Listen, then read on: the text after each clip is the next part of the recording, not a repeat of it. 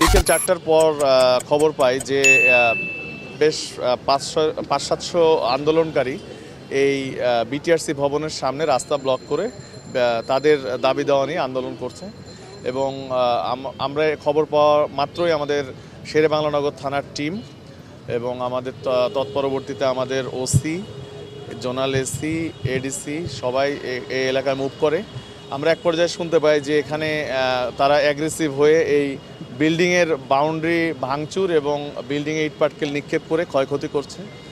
তো আমাদের যে ফোর্সের চাহিদা সেই চাহিদা আমরা দিই এবং আশেপাশের টহল টিমগুলোকে আমরা ডাকা শুরু করি। পরবর্তীতে আমিও চলে আসি এবং বাংলাদেশ সেনাবাহিনীর টিম চলে আসে, কোস্টগার্ড চলে আসে। আমরা যখন আন্দোলনকারীকে কোনোভাবেই নিবৃত্ত করতে পারতেছিলাম না, তাদেরকে আমরা বোঝানোর চেষ্টা করতেছিলাম, কিন্তু ওনারা কোনো ধরনের বুঝ মানতেছিল না, তখন আমরা তাদেরকে ডিসপার্স করে দিই। আমরা বেশ কয়েকটা ভিডিও পেয়েছি, সেই ভিডিওগুলো নিয়ে আমরা কাজ করব। আর প্রাথমিকভাবে আমরা বেশ কয়েকজনকে হেফাজতে নিয়েছি। বাংলাদেশ সেনাবাহিনীও ওনারাও অভিযান করছেন, ওনারাও হয়তো বেশ কয়েকজনকে হেফাজতে নিয়েছেন বলে আমরা জানতে পেরেছি।